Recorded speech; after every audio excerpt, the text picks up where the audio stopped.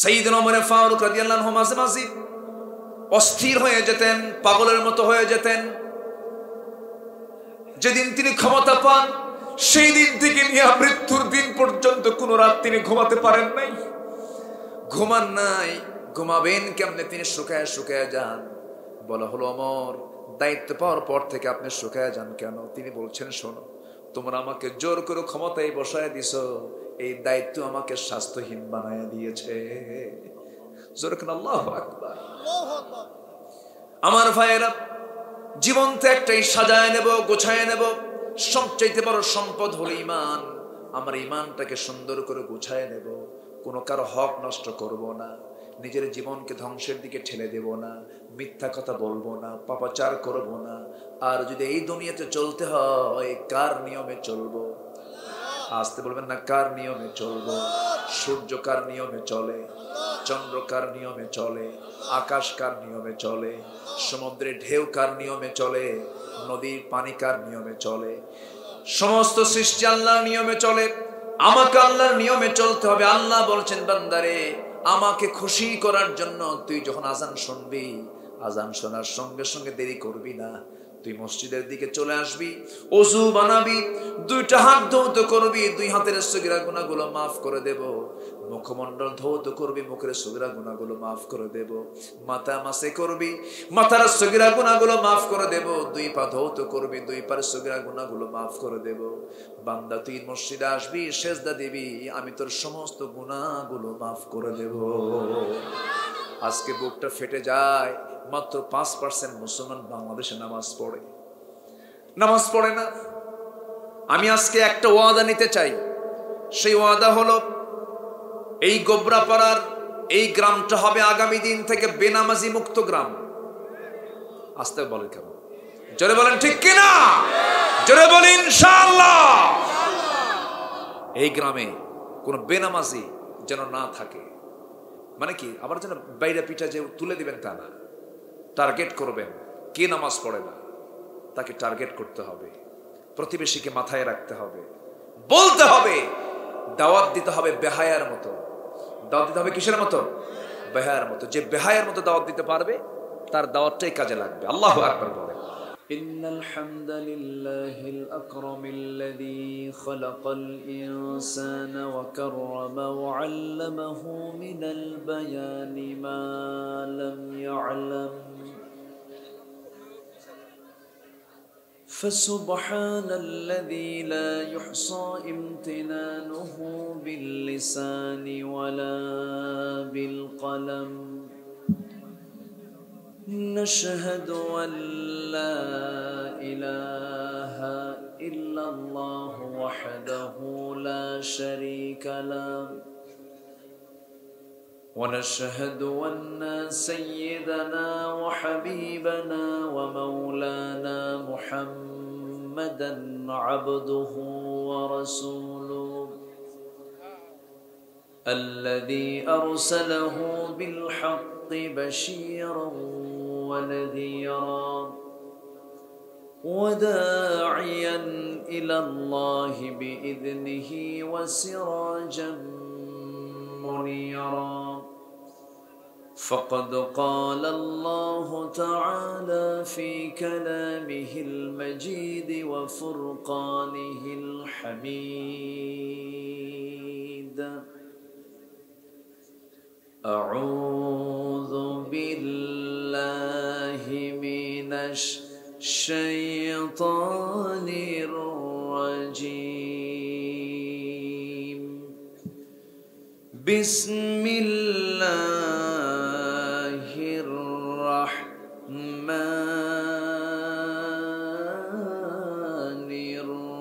الرحيم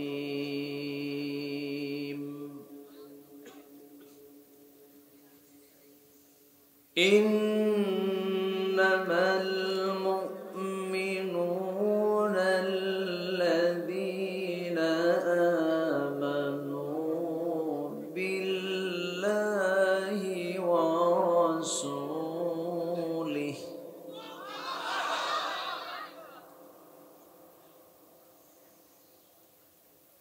ثم لم يرتابوا تابوا وجاهدوا بأموالهم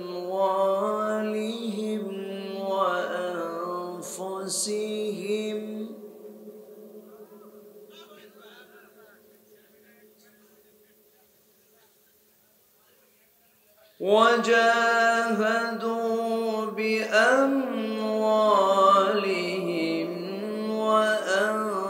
وأنفسهم في سبيل الله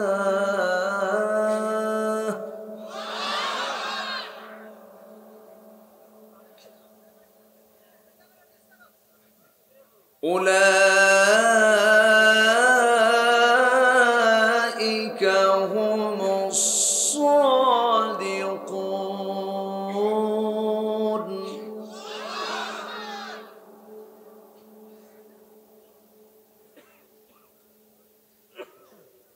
قل أتعلمون الله بدينكم والله يعلم ما في السماوات وما في الأرض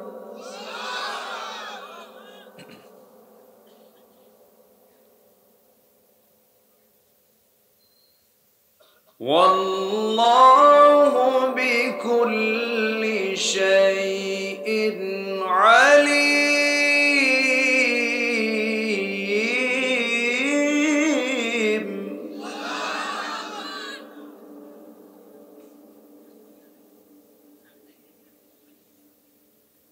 يمنون عليك أن أسلموا قل لا تمنوا علي إسلامكم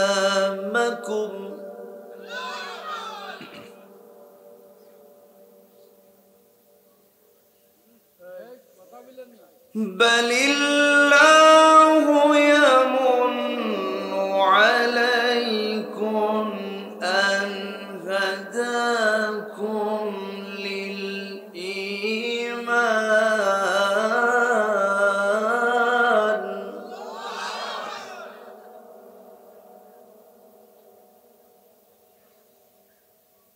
أن هداكم للإيمان إن كنتم صادقين.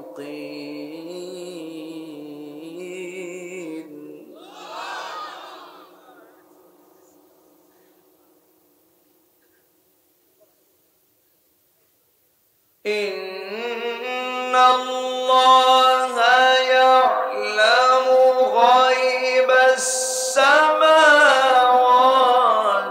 والأرض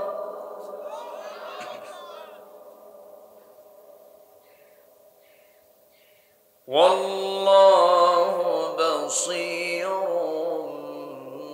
بما تعملون.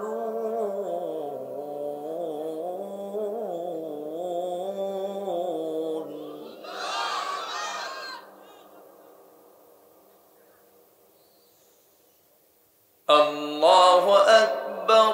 بسم الله الرحمن الرحيم.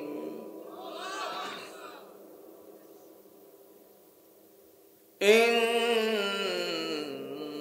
الله وملائكته يصلون على النبي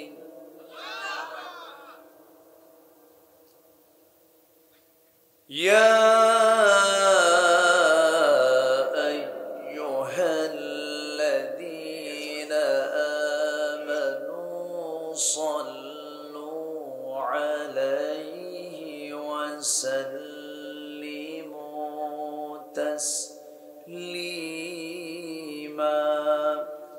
اللهم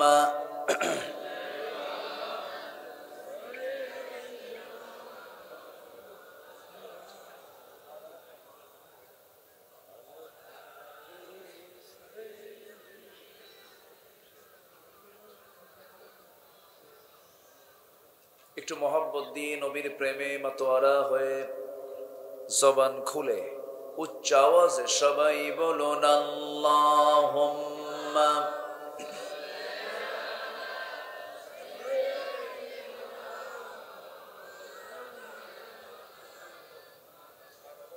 ওয়া আলা আলি সাইয়্যিদিনা।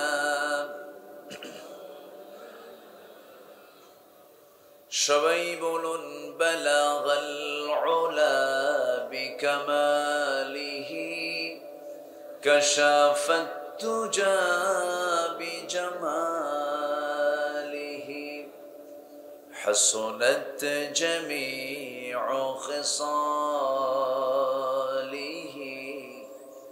সাল্লু।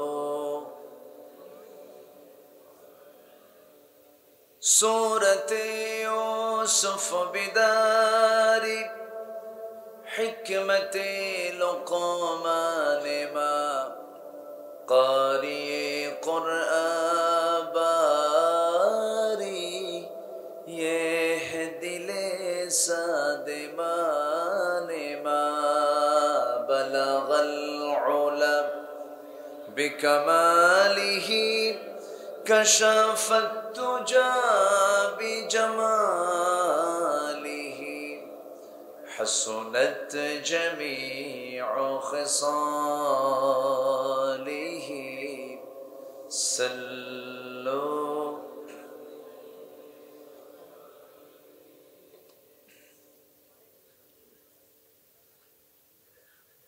প্রাকৃতিক সৌন্দর্যের অপরূপ লীলাভূমি খুলনা অঞ্চলের ঝিনাইদহ জেলার হরিণাকুণ্ড উপজেলার গোবরাপাড়া মাদ্রাসা মাঠে অনুষ্ঠিত দি কোরআনিক স্কুল এর উদ্যোগে আয়োজিত তাফসীরুল কোরআন মাহফিল 2024 15 ফেব্রুয়ারিতে অনুষ্ঠিত আজকের এই মহৎ আয়োজনের সম্মানিত সুযোগ্য সাহেবে সদর সভাপতি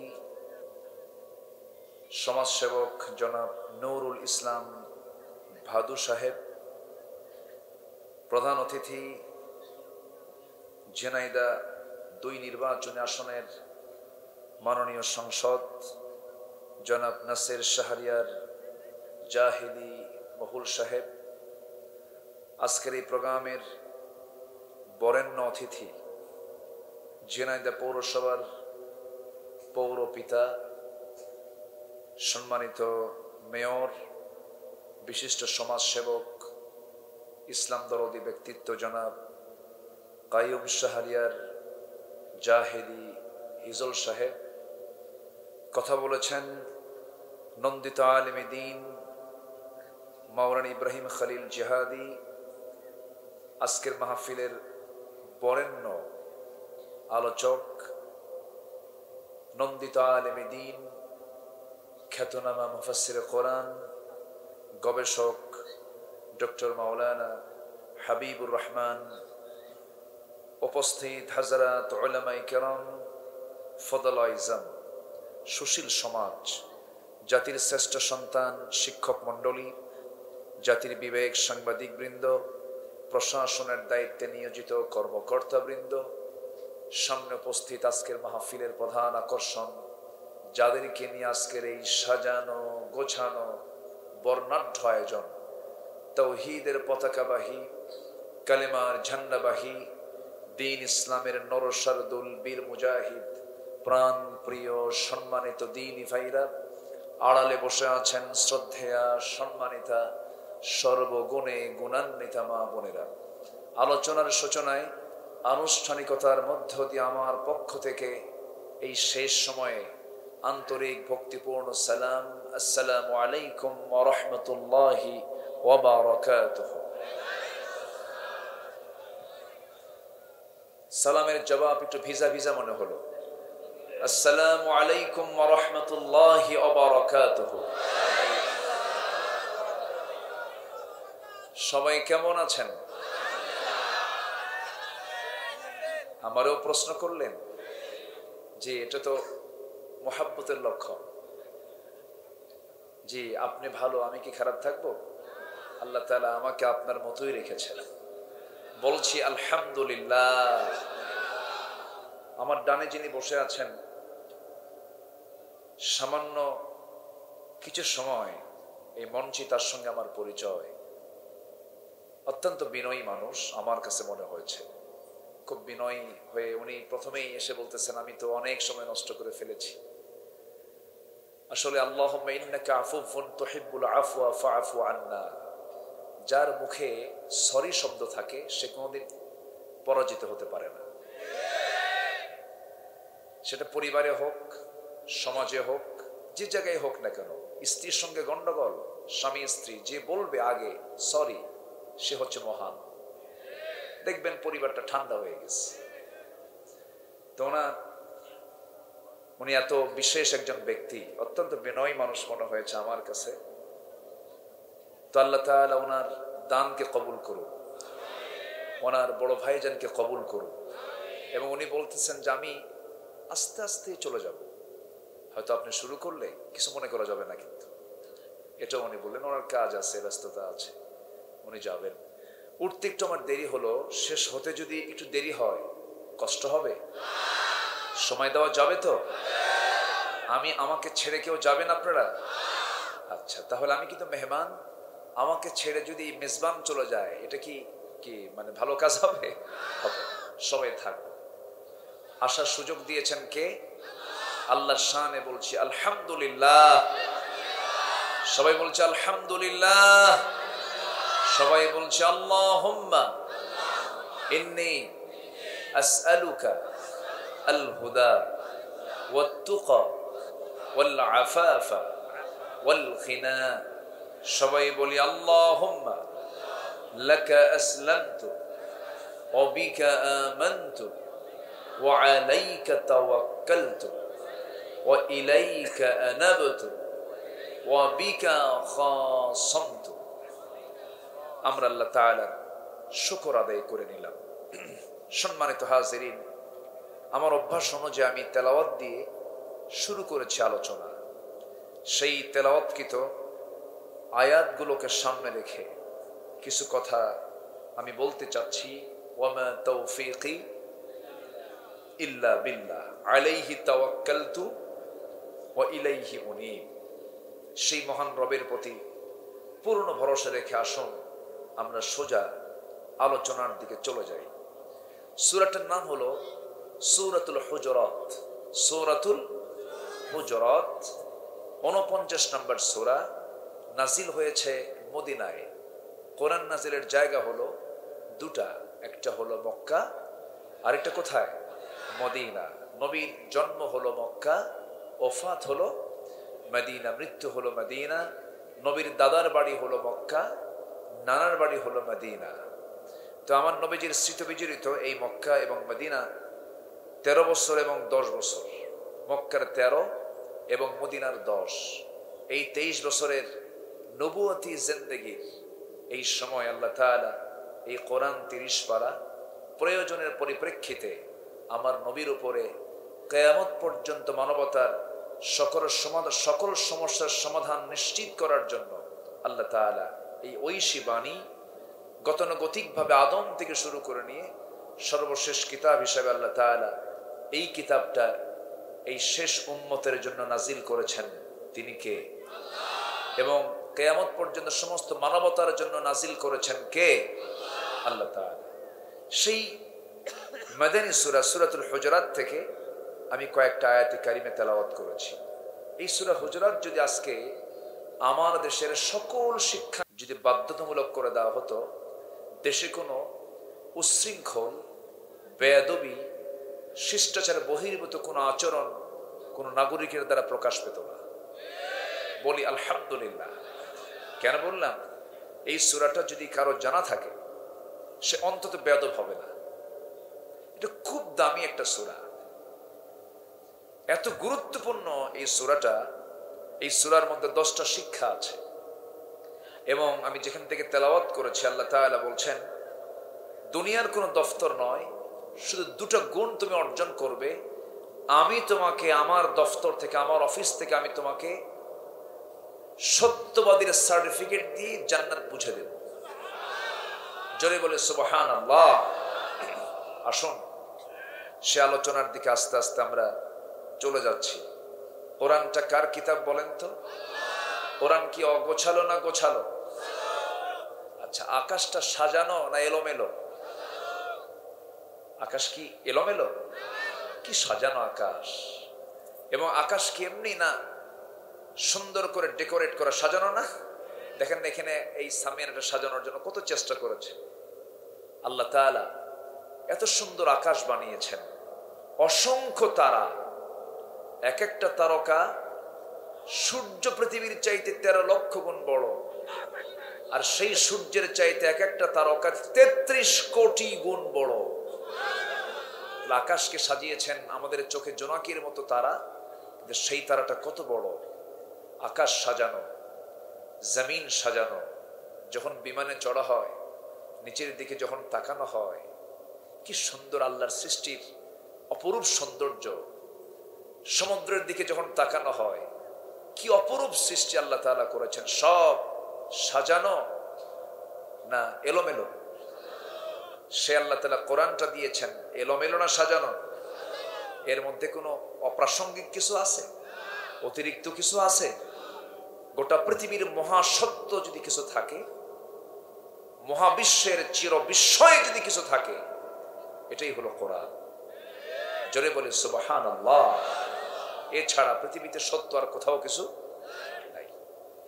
সেই মহাসত্য থেকে বিপন্ন পৃথিবীর অনির্বার্য ঠিকানা আল কোরআন আল কারীম থেকে আমি তেলাওয়াত করেছি কয়েকটা আয়াত। সে আয়াতের দিকে আমি সোজা চলে যাচ্ছি। তবে হ্যাঁ, এই সূরার একটা প্রেক্ষাপট আছে। সব সূরা নাজিলের একটা প্রেক্ষাপট আছে না নাই? এই সূরাটা নাজিল হয়েছে আমার নবী একদিন সাহাবে কেরামকে নিয়ে আলোচনা করছিলেন। হঠাৎ করে দুজন সাহাবী, কয়জন? এই দুজন সাহাবীর নাম সবাই জানবেন, সবাই জানেনও। এই পৃথিবীতে জান্নাতের সংবাদ পেয়েছেন পৃথিবীতে বসেই। কয়জন সাহাবী? 10 জন। এর মধ্যে প্রথম সিরিয়ালে 1 নাম্বার এবং 2 নাম্বার কে?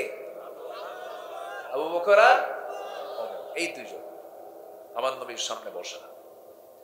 আমার নবীজি বয়ান করছিলেন, আলোচনার মাঝে হঠাৎ করে সাইয়েদনা আবু বকর এবং ওমর এই দুইজন কথা বলতে বলতে, কনভারসেশন হতে হতে, মোকালামা হতে হতে, কথাবার্তার মাঝে দুইজনের কথাটা আমার নবীর আওয়াজের চাইতে বড় হয়ে গেছে। আমার নবীর যে কথার যে সব আওয়াজ, তার আওয়াজের চাইতে তাদের কথার আওয়াজটা বুলন্দ হয়েছে। আমার নবীর কথা শোনা যাচ্ছিল না। নবীজির এটা মনোকষ্টের কারণ হয়ে গেল। নবীজি একটু মনোকষ্ট পাচ্ছিলেন, হারে আমার কথার চাইতে তাদের কথাগুলো কেমন করে বড় হয়। আমার নবীর মনে কষ্ট হবে, আল্লাহকে সহ্য করবেন নাকি? আল্লাহ সহ্য করবেন? আমার আল্লাহ তাআলা সঙ্গে সঙ্গে আয়াত নাযিল করলেন, লা তারফাউ আসওয়াতাকুম ফাওকা সাওতিন নবী ওয়া লা তাজহারু লাহু বিল কওলি কাজহরি বা'দিকুম লিবা'দিন আন তাহবাতা আ'মালুকুম ওয়া আনতুম লা তাশউরুন। জোরে বলুন আল্লাহু আকবার। ঈমানদারেরা, তোমরা তোমাদের আওয়াজের চাইতে, নবীর আওয়াজের চাইতে তোমাদের আওয়াজকে তোমরা বেশি বড় করো না। নবীর কথার চাইতে তোমাদের কথার আওয়াজ যদি বড় হয়ে যায়, জেনে রেখে দিও, তোমাদের যে ঈমান, তোমাদের যে নামাজ, তোমাদের যে কালাম, তোমাদের যে দান সদকা, তোমাদের যে জিহাদ, এত ত্যাগ স্বীকার করলে বেয়াদবির কারণে সমস্ত আমলগুলো আল্লাহ রাব্বুল আলামিন কাট করে ফেলবেন, নিষ্ফল করে ফেলবেন। তাহলে চিন্তা করে দেখুন ইসলামী আদবটা কত গুরুত্বপূর্ণ বিষয়। নবীজির একটা হাদিসে যথেষ্ট, রাসূল নিজে বলেছেন, যে ব্যক্তি ছোটদেরকে স্নেহ করবে না, বড়দেরকে সম্মান জানাবে না, যে ব্যক্তি ছোটদেরকে আদর করবে না, স্নেহ করবে না, মায়ের পরশ যোগাবে না, বড়দেরকে শ্রদ্ধার চোখে দেখবে না। রাসূল বলেন ফালাইসা মিন্না, সে আমার কেউ না, সে আমার উম্মতি না। অর্থাৎ যার আদব নাই সে আমার নবীর কেউ না। আল্লাহু আকবার বলেন। একটা আদর্শ সমাজের বৈশিষ্ট্য হলো ছোটদের প্রতি স্নেহ থাকবে, বড়দের প্রতি সম্মান থাকবে। সেই সম্মান, শ্রদ্ধা, স্নেহ, দয়া, মায়া, প্রযুক্তির উন্নতি হলেও সমাজ থেকে এই সব কিছু দয়া, মায়া, মোহাব্বত, ভালোবাসা বেড়েছে না কমেছে? হ্যাঁ, বাড়ছে না কমছে? কমছে। আগে আমার দাদা দাদির যুগে শিক্ষার হার বেশি ছিল না, কিন্তু তাদের মধ্যে শ্রদ্ধা স্নেহটা ছিল। আজকে শিক্ষার হার বেড়েছে, কিন্তু বেদবের পরিমাণ কমছে না বাড়ছে? বাড়ছে। যার বাপ মারা গেল সে তো এতিম না, প্রকৃত এতিম তো সেই যে আদবের শিক্ষা থেকে নিজেকে বঞ্চিত রাখলো। যার আদব নাই তার তো কিচ্ছু নাই, তার কিছুই নাই। সূরাটা হলো আদবের সূরা, সামাজিক সূরা। আমি এই কিতাবের এই সূরা থেকে আমি একটু লম্বা কথা আজকে বলতে চাচ্ছি। সময় দিতে রাজি আছি তো ইনশাআল্লাহ? বাচ্চারা আপনি আসেন নাই তখন, এত সুন্দর করে তারা তেলাওয়াত করলো, ইংলিশ লেকচার দিল, বাংলায় বক্তৃতা দিয়েছে। অনেক সুন্দর লাগছে না আপনাদের? লেখাগুলো কত সুন্দর তারা প্রেজেন্ট করেছে। সম্মানিত ভাইয়েরা, কোরআন শিখলে পরে অন্তত সে বেয়াদব হয় না। আপনি কি কোথাও দেখেছেন মাদ্রাসার কোনো ছাত্র শিক্ষককে মারে? এরকম দেখছেন কি কোথাও? কিন্তু একটু ভার্সিটির দিকে জানতো, হ্যাঁ, একটু ভার্সিটির দিকে জানতো। মাদ্রাসায় কোন ছাত্র শিক্ষককে মেরেছে এমন রেকর্ড কিন্তু নাই বললেই চলে। কিন্তু ভার্সিটিতে যান, ছাত্র শিক্ষককে পিটায় না শিক্ষক ছাত্রকে পিটায়? ছাত্র শিক্ষককে পিটাকে, স্যার সোজা হন, কি হন? সোজা হন। আমি ঢাবির ছাত্র ছিলাম, আমি পড়াশোনা করেছি ঢাকা ইউনিভার্সিটিতে, পড়ছি টুকটাক ভাঙ্গচুরা পড়ছি। সম্মানিত ভাইয়েরা, প্রকৃত শিক্ষা, প্রাণযুক্ত শিক্ষা, ওহির শিক্ষা, যেরকম সূর্যের আলো ছাড়া আমার উপায় নাই, অক্সিজেন ছাড়া আমার বাঁচার উপায় নাই। যেমন বাঁচার জন্য অক্সিজেন প্রয়োজন, আমার বাঁচার জন্য যেমন সূর্যের তাপ প্রয়োজন, আমার জীবনকে সুন্দরভাবে ঢেলে সাজানোর জন্য, দুনিয়াতে এবং আখিরাতে নাজাতের জন্য কোরআন তেমনই প্রয়োজন,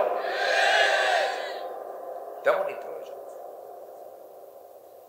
কিন্তু বুকটা ফেটে যায় যদি বলি এই দেশে 18 কোটি মুসলমান, কোরআনকে সহি করে পড়তে পারা মুসলমান বেশি না কম?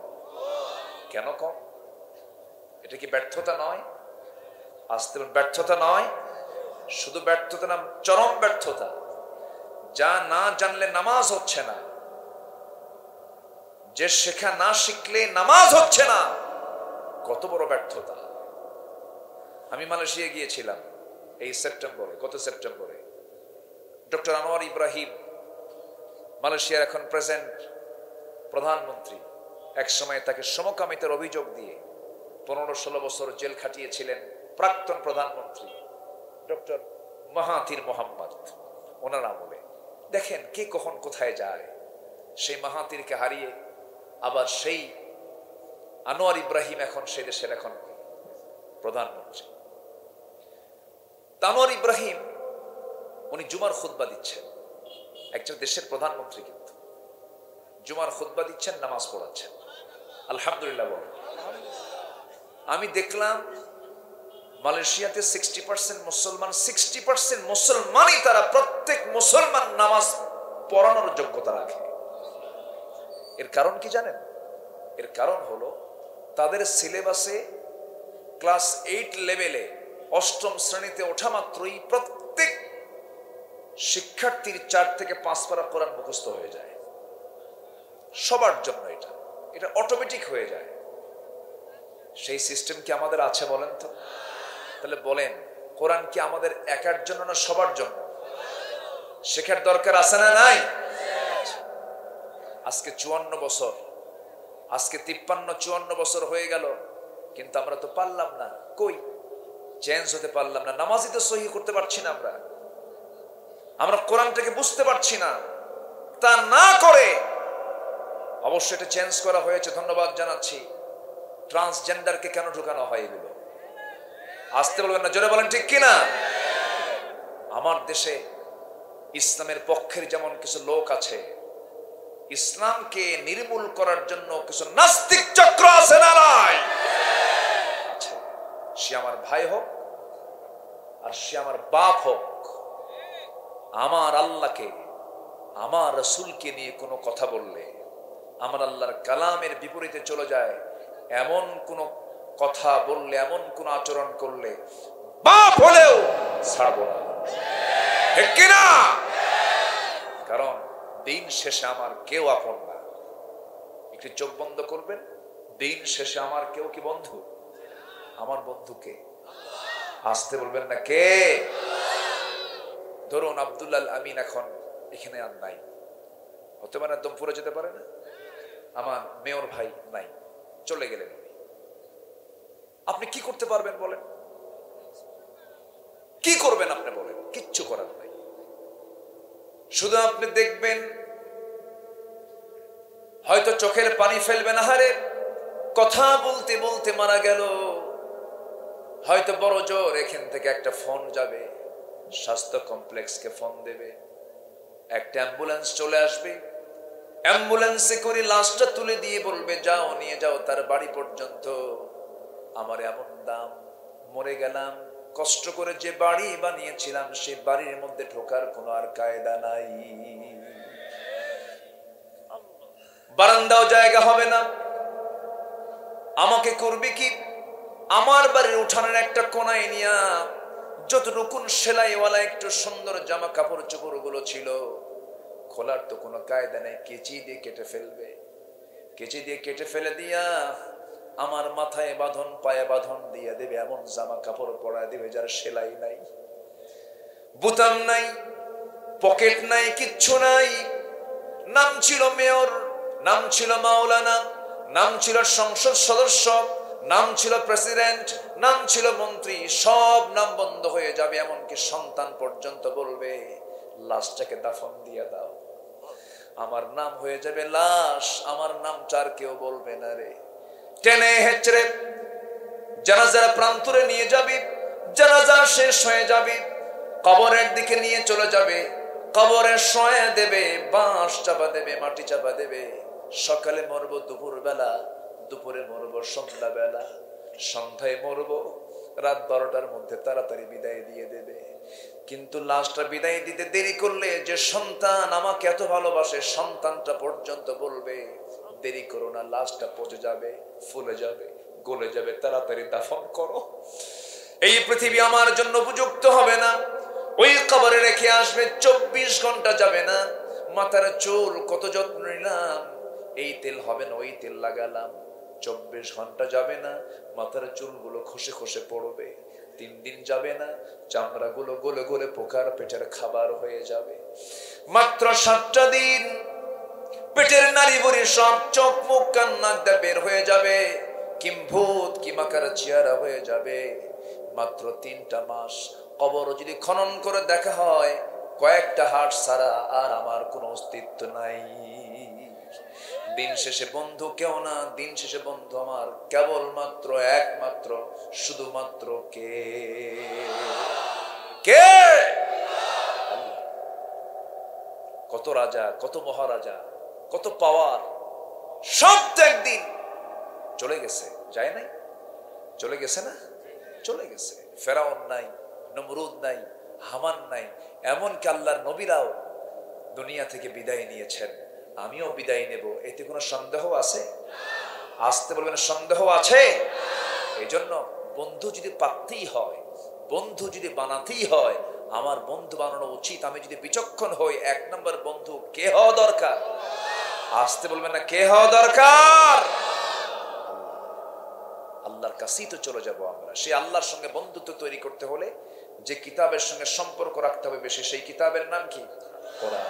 কোরআন হচ্ছে চিঠি। কোরআনটা কি? চিঠি। আল্লাহ তাআলা আমাকে দিয়েছেন, বুঝে শুনে দেখব, উত্তর রেডি করব, কবরে যাব, আল্লাহর কাছে জবাব দেব, জান্নাত বুঝে নেব। যেরকম সুবহানাল্লাহ, যেরকম সুবহানাল্লাহ। এটা হচ্ছে জান্নাতে যাওয়ার সিলেবাস। জান্নাতে যাওয়ার সিলেবাস, না জানার কোনো বিকল্প নাই, জানতে হবে।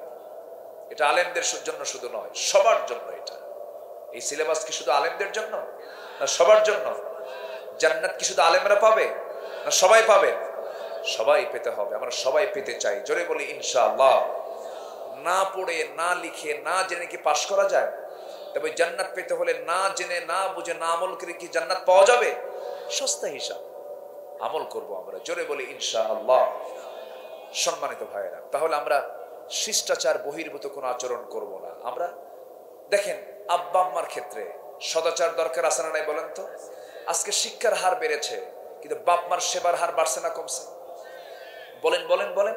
তাহলে অবশ্যই এর মধ্যে কিছু ত্রুটি আছে না নাই? যে শিক্ষা, এর মধ্যে কিছু ত্রুটি আছে না নাই? কে বলেছে গুলশান, ধানমন্ডি, জুএচএস, বাড়িধারার মানুষগুলো কে বলেছে তারা শান্তিতে আছে? কে বলেছে? হয়তো ভাবি তারা সেখানে খুব সুখে আছে। না। আমি ঢাকার একটা মসজিদের জুমার খুতবা মাঝে মাঝে দেই। অনেক সচিব পর্যায়ের, অনেক বিশেষ শ্রেণীর পর্যায়ের কিছু মুসল্লি এসে নামাজ পড়েন, বয়স্ক লোক এসে নামাজ পড়েন, চোখের পানি ফেলে ফেলে কান্দেন, হুজুর সন্তানটা আমার আমেরিকায় থাকে, ইউরোপে থাকে, আমরা বুড়া হয়ে গেছে, খেদমত করার কেউ নাই, সব ব্যস্ত। যে সন্তান বাবার বুড়া কালে বাবার খেদমত না করে ব্যস্ততা দেখায়, ওটা সুপুত্র নয়, ওটা কুপুত্র। কথা ক্লিয়ার? আমেরিকায় বুড়া মানুষের দাম নাই, সেখানে বৃদ্ধাশ্রম গড়ে তুলেছে তারা। ইউরোপে বুড়া মানুষের দাম নাই, কিন্তু ইসলাম এমন একটা দ্বীনের নাম, সবচাইতে বেশি দাম দিয়েছে বুড়া মানুষকে। বুড়া মানুষের সবচেয়ে দাম ইসলামে বেশি। কিন্তু আজকে কোন শিক্ষা পেলাম? অনেক সন্তান আছে বাপ মাকে বৃদ্ধাশ্রমে রেখে আসে, আছে না? আমি নিজের চোখে দেখেছি, গাজীপুরে কিছু বৃদ্ধাশ্রম গড়ে উঠেছে। এটা আমাদের জন্য লজ্জার কারণ। আল্লাহ তাআলা প্রত্যেক সন্তানকে তার বাপ মাকে দেখতে বলেছেন কোন বয়সে? বাবার। আচ্ছা, বাপ মাকে দেখতে হবে বুড়া বয়স, আর বাপ মা দেখছে আমার কোন সময়? শিশু বয়স। আমি যখন বুড়া ছিলাম, কয় না বাচ্চাদের কি কয় আদর করে, কি বলে? বুড়া কয় না, এই বুড়ি বলে না? আমি যখন বুড়া ছিলাম তখন আমার বাপ মা ছিলেন ইয়াং। আমি বুড়ি, আমি শিশু, আমি বুড়া, আমি শিশু, আমাকে দেখেছেন। আমাকে কি দেখতে কোনো ফাঁকি দিয়েছেন? আমার মা ফাঁকি দিলে আমি বাঁচি। আমার মা যদি ফাঁকি দিতেন আমি বাঁচতাম। কিন্তু আমরা কি করি? আসতে কয়, ফাঁকি দেই না? আচ্ছা বলেন তো, মা বড় না বউ বড়? চিন্তা করে খবর, কিন্তু ভালো করে বল, মা বড় না বউ বড়? মাহফিলে মা বড়, বাড়িতে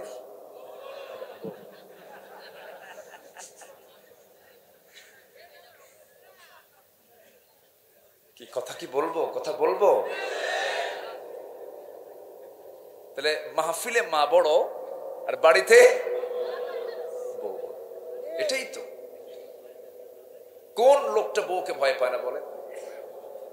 বউকে ভয় পায় না এমন লোক খুব কম আছে। ও দেখেন একজন তুলছে আমি ভয় পাই না, ও মনে হয় বিয়েই করে নাই।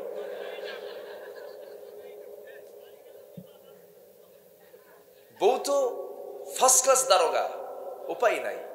বউকে সাথে নিয়ে যদি আপনি রাস্তায় চলেন, আপনার 100% নিরাপদ, আপনার চোখের কোনো গুনাহ হবে না। বউকে সাথে নিয়ে চলবেন।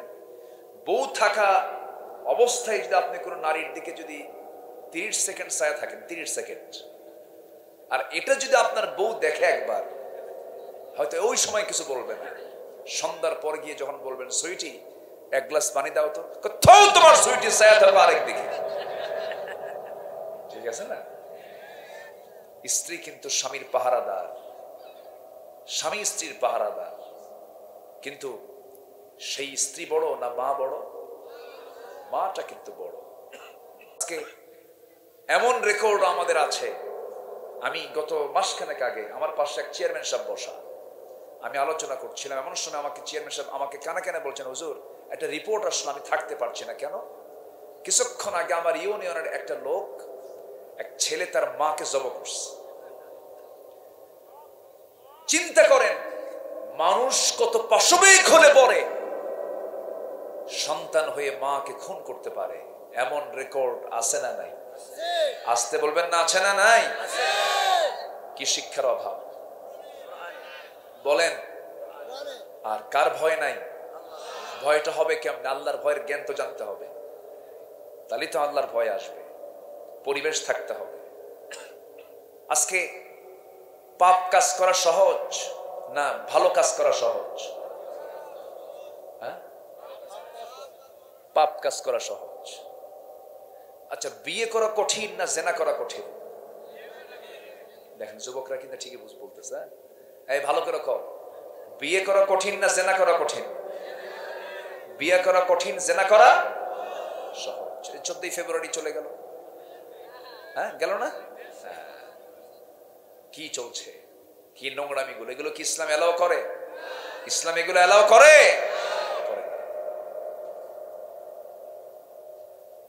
সম্মানিত ভাইয়েরা, মদ্যপান করা কি?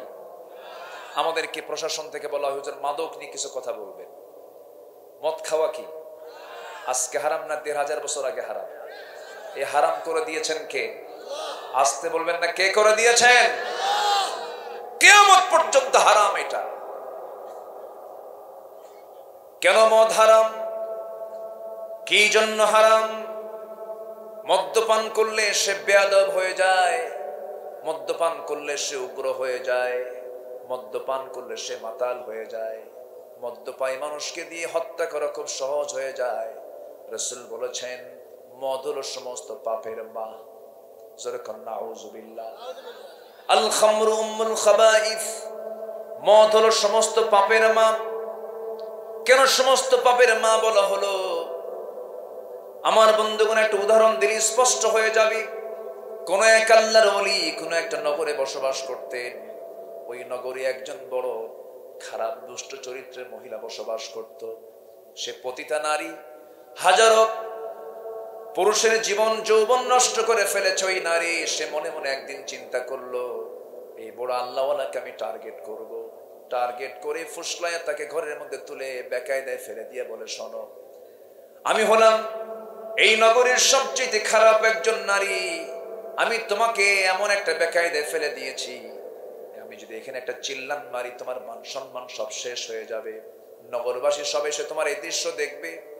অতএব এই বিপদ থেকে যদি তুমি বাঁচতে চাও, আমি তোমাকে 3টা অপশন দেব।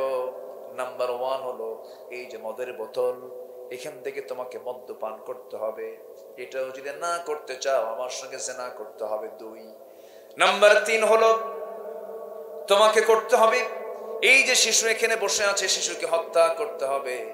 আল্লাহওয়ালা মনে মনে চিন্তা করে, না খুন তো প্রশ্নই আসে না, কারণ একটা খুন করা মানে ফাকাতালান নাসা জামিআ, সেজন্য গোটা পৃথিবীর সমস্ত মানুষকে শেষ করে ফেললো, হত্যা করে ফেললো একটা মানুষকে মারার জন্য।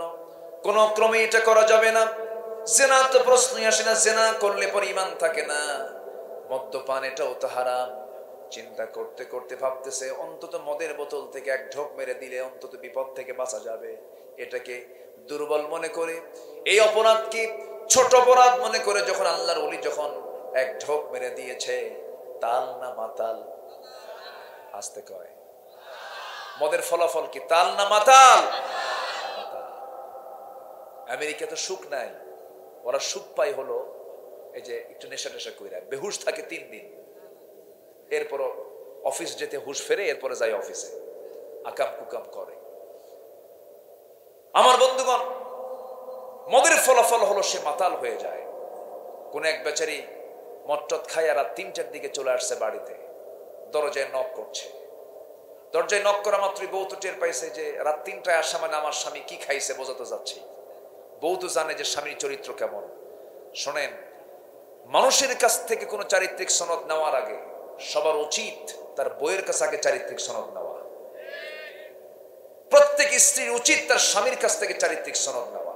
রাসূল বলেছেন, যে তার স্ত্রীর কাছে ভালো সেই বান্দা আল্লাহর কাছে ভালো, যে তার স্বামীর কাছে ভালো সেই বান্দি আল্লাহর কাছে ভালো।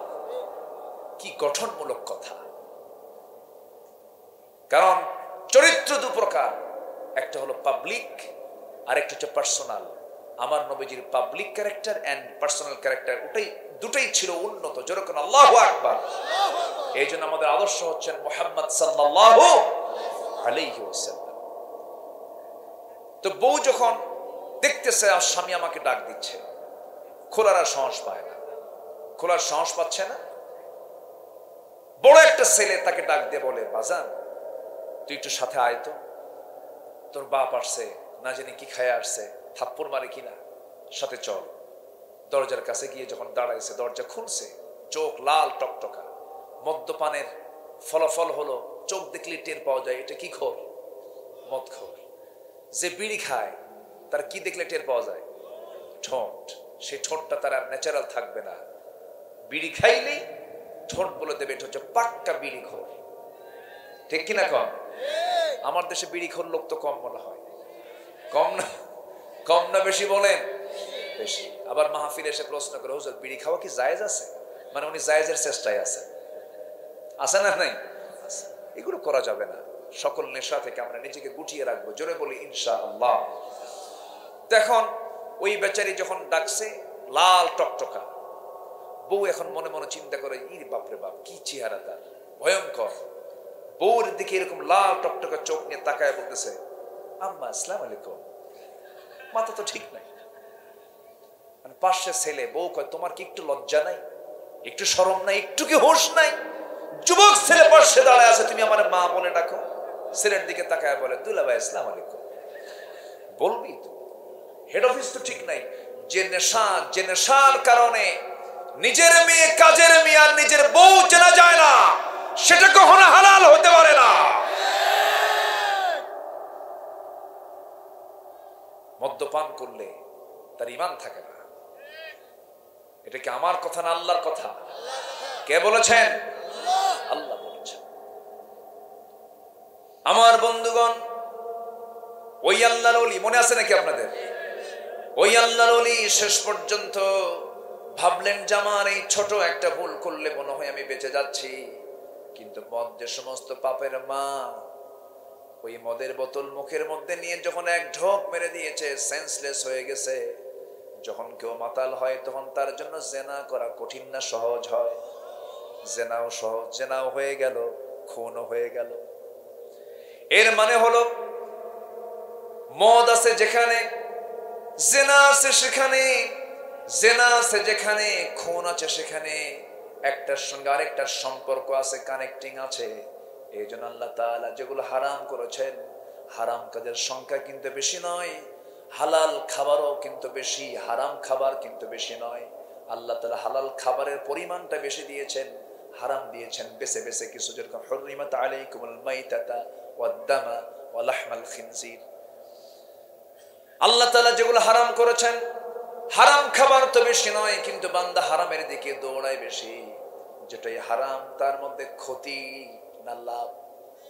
বলেন, যেটা হারাম তা বান্দার জন্য লাভ না লস? লাভ না লস? শুধু ক্ষতি না মহা ক্ষতি? মহা ক্ষতি। কোন হারাম কাজে আমরা জড়াবো না। জোরে বলি ইনশাআল্লাহ। আর জোরে বলি ইনশাআল্লাহ। হারাম ধরলাম, হালালও ধরলাম, দুটোই মেনে নিয়ে আমি জীবন চালালাম, আমার কি ঈমান থাকলো? ঈমানের শর্ত হচ্ছে হারামকে বর্জন করা, হালালকে গ্রহণ করা, হালালকে গ্রহণ করা, হারামকে বর্জন করা। এই লেভেল রক্ষা করে যে বান্দা চলবে সে হচ্ছে ঈমানদার। সে হচ্ছে কি বলেন? ঈমানদার। আল্লাহ তাআলা বলছেন, দুটো কাজ করো, আমি তোমাকে আমার দফতর থেকে সার্টিফিকেট দিয়ে আমি তোমাকে জান্নাত দেব। যেরকম সুবহানাল্লাহ। সূরাতুল হুজুরাত, সূরাতুল হুজুরাত। আল্লাহ রাব্বুল আলামিন বলেন, ইন্নামাল মুমিনুনা আল্লাযীনা আমানু বিল্লাহি ওয়া রাসূলিহি সুম্মা লাম ইয়ারতাবু ওয়া জাহাদু বিআমওয়ালিহিম ওয়া আনফুসিহিম ফি সাবিলিল্লাহ উলাইকা হুমুস সাদিকুন। জোরে বলুন আল্লাহু আকবার। আল্লাহ রাব্বুল আলামিন বলেন, প্রকৃত মুমিন তো তারাই যারা ঈমান আনবে আল্লাহর উপরে, ঈমান আনবে নবীর উপরে, ঈমান আনতে নিয়ে কোনো সন্দেহ করবে না, কোনো সংশয় করবে না। ঈমান আনতে হবে এক নাম্বার কার উপরে বলেন? আসতে বলবেন না, কার উপরে? ঈমান আনা মানে আল্লাহর যে আইন কানুন গুলো আছে সমস্ত আইন কানুনকে মেনে নেওয়া। একটা আইনকে আপনি যদি না মানেন, একটা আয়াতকে যদি না মানেন, ইভেন একটা হরফকেও যদি না মানেন কোরআনের, আমার ঈমান আছে না গেছে? ঈমান চলে গেছে। আমার দেশে এমন লোক আছে যারা বলে কোরআনে কারীমের এই বিধান আমি মানি না। কোন বিধান? চোর চুরি করলে হাত কেটে দাও। আল্লাহ রাব্বুল আলামিন কোরআনে এই বিধানটা দিয়েছেন, জিনাকার জিনা করলে পরে তাকে কতল করো। কার কথা? আসতে বলবেন না, কার কথা? আল্লাহর কথা। এই যে সুদের ব্যাপারে কথা বলেছেন, জিনার ব্যাপারে কথা বলেছেন, মদের ব্যাপারে কথা বলেছেন কোরআনে কারীমের ভিতরে, এই সমস্ত বিধানকে মানতে চায় না এমন কিছু বদমাইশ আমার দেশে আছে না নাই? আসতে বলবেন না, আছে না নাই? যারা মানবে না, কোরআনের কিছু অংশ মানবে, কিছু অংশ মানবে না, তাদের ঈমান আছে না গেছে? তাদের ঈমান কি থাকতে পারে? থাকতে পারে না। আমার বন্ধুগণ, ইসলামকে নিজের মতো করে মানা যাবে না। ইসলামকে মানতে গেলে কমপ্লিট মানতে হবে। আবু জেহেল প্রস্তাব দিয়েছিল, মোহাম্মদ শোনো, তোমার ধর্ম 6 মাস, আমার ধর্ম 6 মাস, দুজন মিলেমিশেই চলে, খামাখা গন্ডগোল করার কি দরকার? ঘুম থেকে তুমি উঠে আমাকে দেখো, আমি উঠে তোমাকে দেখি, দুটাই থেকে যাক। তুমি আমার লাত মানতকে তুমি বৈধতা দিয়ে দাও, আমি তোমার আল্লাহকে বৈধতা দিয়ে দেই। দেখেন কত বড় ভণ্ড। আমার নবীজি বললেন, চাচা, যে প্রস্তাবটা আপনি আমাকে দিয়েছেন কোনদিন এটা মানা সম্ভব নয়। আয়াত নাযিল হয়ে গেছে, সবাই বলেন কুল ইয়া আইয়ুহাল কাফিরুন লা আ'বুদু মা তা'বুদুন ওয়ালা আনতুম আবিদুনা মা আ'বুদ ওয়ালা আনা আবিদুম মা আবাদতুম ওয়ালা আনতুম আবিদুনা মা আ'বুদ লাকুম দীনুকুম ওয়ালিয়াদিন। রাসূল বললেন, ও আবু জাহেলরা শোনো, তোমরা যারা গোলামি করো আমি তারা গোলামি করি না, আমি যারা গোলামি করি তোমরা তারা গোলামি করো না। তোমার দিন তোমার কাছে, আমার দিন আমার কাছে। যখন এই কথা ক্লিয়ার হয়ে গেল, আবু জাহেল বলল, মুহাম্মদ শোনো, মদ আমার পানির চেয়ে প্রিয়, জিনা আমার প্রিয় কাজ, সুদের কারবার আমার বড় কারবার, এই তিনটা জিনিস আমি ছাড়তে পারবো না। রাসূল বলেন, চুরি করব না, কাউকে চুরি করতে দেব না, জিনা করব না, কাউকে জিনা করতে দেব না, সুদ খাবো না, কাউকে সুদ খেতে দেব না। এমন জাতীয় কথা যদি আমার নবীর মতো আপনি আজকে বলতে যান, আপনার সামনে আবু জেহেলরা দাঁড়ায়া যাবে। ঠিক কিনা? সুদ তো এলাকায় নাই।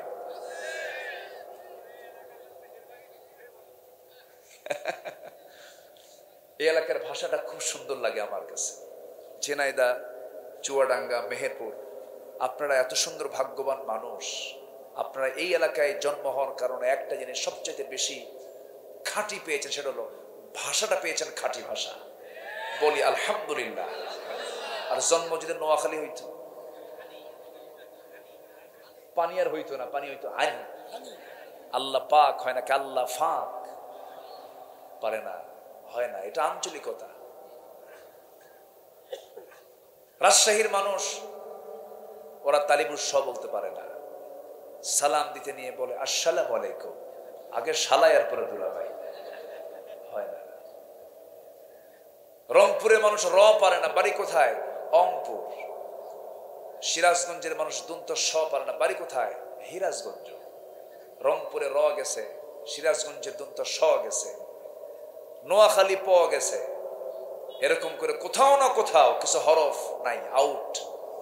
কিন্তু ঝিনাইদহ, কুষ্টিয়া, মেহেরপুর, চুয়াডাঙ্গা কোন হরফ আউট হয়নি, সব ঠিকই আছে। বলি আলহামদুলিল্লাহ। অনেক সুন্দর সহি বাংলায় আপনারা কথা বলেন। এমনকি এলাকার একটা শ্রমিক, রিক্সা চালক, ভ্যান চালকের ভাষাও অন্য এলাকার প্রফেসরের চাইতে ভালো, তাই না? অনেক সুন্দর ভাষায় আপনারা কথা বলেন, ভাষার মধ্যে একটা মিষ্টি ভাব আছে, এটা মা থেকে পেয়েছেন। এটা বড় একটা পাওয়া, কিন্তু এটা বড় একটা প্রাপ্তি। আমাদের বহু শিক্ষিত মানুষ সিলেট, চিটাগাং, যখন এত এডুকেটেড তারা, কিন্তু তাদের আঞ্চলিকতা ছাড়তে পারেন না, কথা বলতে নিয়ে বোঝা যায় না, কিন্তু এটা আপনাদের মধ্যে নাই। আলহামদুলিল্লাহ বললেন না আপনারা? জোরে বলি আলহামদুলিল্লাহ। সম্মানিত ভাইয়েরা, তাহলে সুদ কি খাওয়া যাবে? আমি কি একটু এই লাইনে যাব, একটু যাব নাকি দৌড় মারবেন আবার? হ্যাঁ, এরকম কিছু মনে করতেছেন নাকি? সুদ খাওয়া কি বলেন? আরো জোরে বলেন। সুদ খাওয়া মানে কি জানেন? নিজের মার সঙ্গে জেনা করা। কত বড় গুনাহ, কত বড়! সুদের সর্বনিম্ন গুনাহ হলো নিজের মার সঙ্গে জেনা করা। এই পাপগুলো অনেক নামাজিও করে, নামাজ পড়ে সুদও খায়, আছে না নাই বলেন? ওরা আবার একটা ব্যালেন্স করে যে ভালো মন্দ দুটোই তো করব, যোগ বিয়োগ তো হবে, একটা হিসাব করে কাটাকাটি করে জান্নাত তো কোনো মতে পাবো, আল্লাহ তো রহমান। এত সুন্দর করে হিসাব কষে ওরা। ওই চোরের মতো, এক চোর গেছে কুরবানির আগের জুমায় নামাজ পড়তে, কোরবানি হবে তার আগের জুমায় নামাজের বয়ানে খতিব কিসের বয়ান করে? কোরবানি। কোরবানির এমন একটা বয়ান দিয়েছে খতিব সাহেব, চোর তো একদম অস্থির হয়ে গেছে, যেমন করে হোক আমার কোরবানি দিতে হবে। করছে কি? চুরি করে গরু আনছে।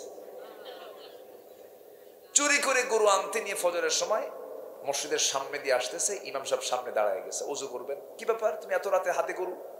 হুজুর আপনার জন্যই তো। আমার জন্য মানে?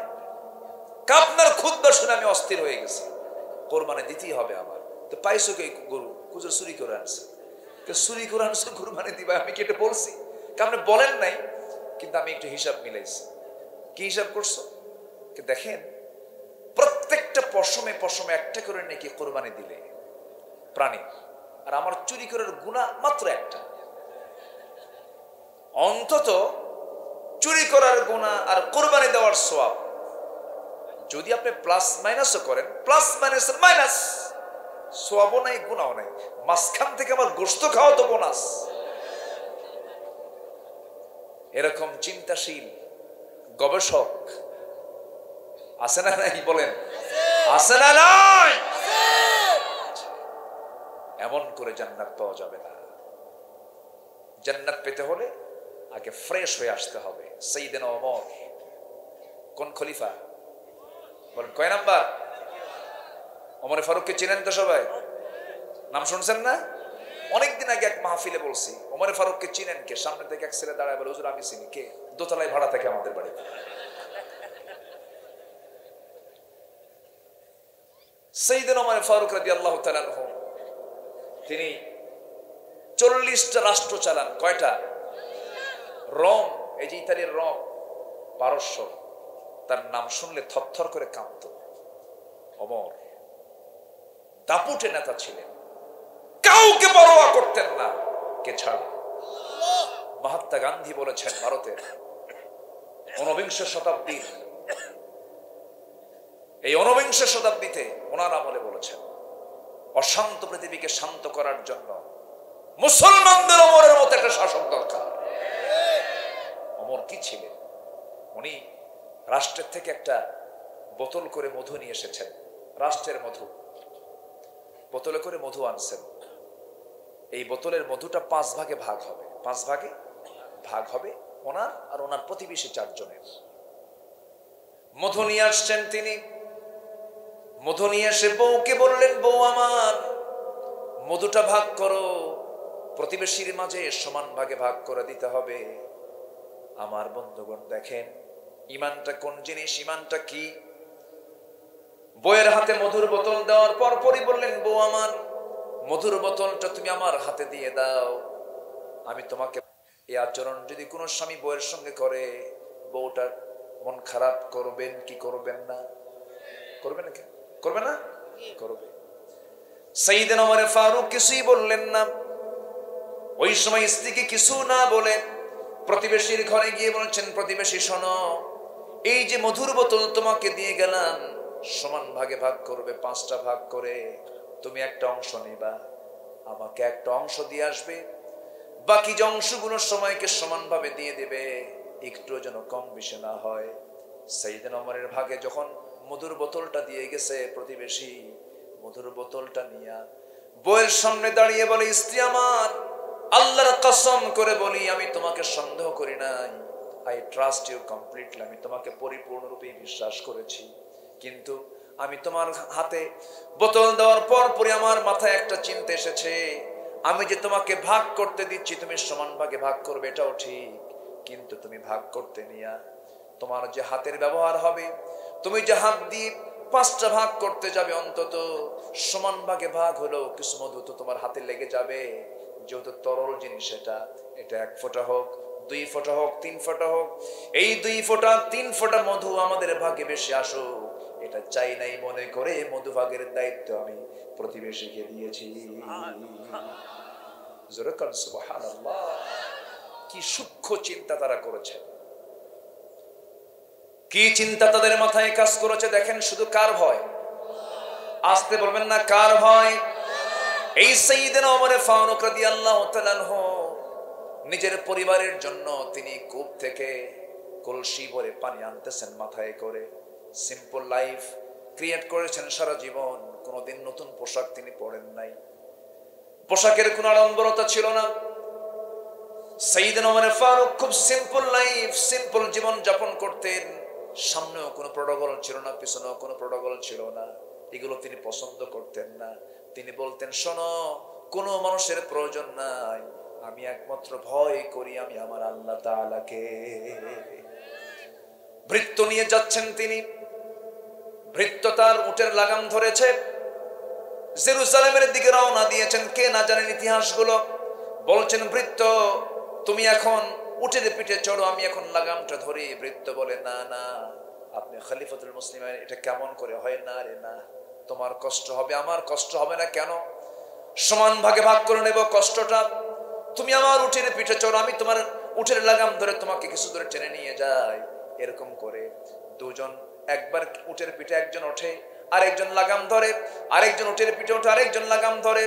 এইরকম করে করে রাস্তা অতিক্রম করতে করতে যখন জেরুজালেমে গিয়ে পৌঁছেছেন, ওই সময় ওই দেশের মেহমান, ওই দেশের লোকজন মেহমানকে বরণ করতে নিয়ে ওই সময় উটের পিঠে বসা ছিল হলো ভৃত্য, আর লাগামটা ধরেছিলেন খলিফা ওমর ফারুক। সবাই ভৃত্যকে সম্মান জানাচ্ছে। ভৃত্য বলে, আমি তোমর নই, ওই যে লাগাম ধরে আছে ওই লোকটা ওমর। জোরে কান সুবহানাল্লাহ। সম্মতা কি ছিলেন মানুষ। কোন এক রাতের আধারে তিনি বের হলেন ঘর থেকে, প্রতিবেশীর ঘর থেকে কান্নার আওয়াজ। প্রতিবেশী কান্দে কেন? কি হয়েছে? ছোট্ট ছোট্ট বাচ্চারা কান্দে কেন? মাকে প্রশ্ন করছেন, ও সন্তানগুলোর মা, তোমার বাচ্চাগুলো কাঁদে, তুমি কেমন মা বাচ্চাদের কান্না থামাতে পারো না? আমি তো বিধবা নাই, আমার স্বামী মারা গেছে, সন্তানগুলো না খাওয়া খাবার নাই। সাইয়েদনা ওমর ফারুক চলে আসলেন, আটার বস্তা নিজের পিঠে বহন করে নিজের দায়িত্বে তিনি পৌঁছায় দিয়ে বলেন, ও মহিলা শোনো, যখন এই আটার বস্তা ফুরে যাবে আমি ওমর, আমাকে বলবে, নিজের পিঠে বহন করে আমি তোমার ঘরে আবার দিয়ে যাব। যেরকম সুবহানাল্লাহ। সাইয়েদনা ওমর ফারুক কলসি ভরা পানি নিয়ে আসতেছেন। একজন এসে প্রশ্ন করতে নিচ্ছে, ওমর আমার একটা প্রশ্ন আছে, ফয়সালা দিতে হবে। তিনি বলেন, কি প্রশ্ন বলো? মাথায় কলসি রাখলে কি কথা বলা যায় নাকি? আপনি নিচে রাখেন, মাটিতে রেখে দেন। সাইয়েদনা ওমর ফারুক করলেন কি, মাথার কলসি মাটিতে না রেখে তিনি হাঁটুতে রেখে বলছেন, কি প্রশ্ন বলো? এবার প্রশ্ন করে বলছে, এবার তো কষ্ট আরো বেড়ে গেল, আপনি হাঁটুতে রেখলে তো আরো কষ্ট বেশি হবে, মাটিতেই রেখে দেন। না, মাটিতে রাখবো না আমি, কারণ আছে। কি সমস্যা বলেন? সাইয়েদনা ওমর ফারুক বললেন, কলসির তলা হলো ভিজা, জমিন হলো শুকনা। এই শুকনা জমিনে যদি আমি ভেজা কলসির তলা যদি রেখে দিয়ে দে, এই শুকনা জমিনের মাটিটা কলসির তলে লেগে যাবে। এত নতুন মাটি আমি যদি নিয়ে যাই, কিয়ামতের দিন এই জমিওয়ালা আমার বিরুদ্ধে মামলা দেবে। জোরে কান সুবহানাল্লাহ। এটার নাম ঈমান। এটার নাম কি বলেন? ঈমান। সাইয়েদনা ওমর ফারুক বলেন, ও বিশ্ববাসী, ও আমার দেশের জনগণ, তোমার শুধু মানুষ, আমি ভয় পাই একটা জন্তুর ব্যাপারেও। ফোরাত নদীর তীরে একটা কুকুর যদি অনাহারে মারা যায়, ইরাকের রাস্তা খারাপের কারণে, বাগদাদের রাস্তা খারাপের কারণে একটা উট যদি তার গর্তের মধ্যে পা পড়ে, উটের পা যদি ভেঙে যায়, উটের পা কেন ভাঙলো আর কুকুর কেন আনহারে মারা গেল, কিয়ামতের দিন আল্লাহর সামনে আমার এই কুকুরের উটের জন্য জবাবদিহি করা লাগবে। জোরে করে আল্লাহু আকবার। এটার নাম ঈমান। এটার নাম কি বলে? দায়িত্ব যার যত বেশি, জবাবদিহিতা তত বেশি। কর্মীর জবাব বেশি না নেতার জবাব বেশি? বলেন বলেন বলেন বলেন। ইমামের দায়িত্ব বেশি না মুসল্লির দায়িত্ব বেশি? জবাব দিতে হবে সবচেয়ে বেশি কাকে? ইমামকে। সাইয়েদনা ওমর ফারুক রাদিয়াল্লাহু আনহু মাঝে মাঝে অস্থির হয়ে যেতেন, পাগলের মতো হয়ে যেতেন। যেদিন তিনি ক্ষমতা পান সেই দিন থেকে নিয়ে মৃত্যুর দিন পর্যন্ত কোন রাত তিনি ঘুমাতে পারেন নাই, ঘুমান নাই। ঘুমাবেন কেমনে? তিনি শুকায় শুকায় যান। বলা হলো, ওমর দায়িত্ব পাওয়ার পর থেকে আপনি শুকায় যান কেন? তিনি বলছেন, শোনো, তোমরা আমাকে জোর করে ক্ষমতায় বসায় দিছো, এই দায়িত্ব আমাকে স্বাস্থ্যহীন বানায় দিয়েছে। জোর করে আল্লাহু আকবার।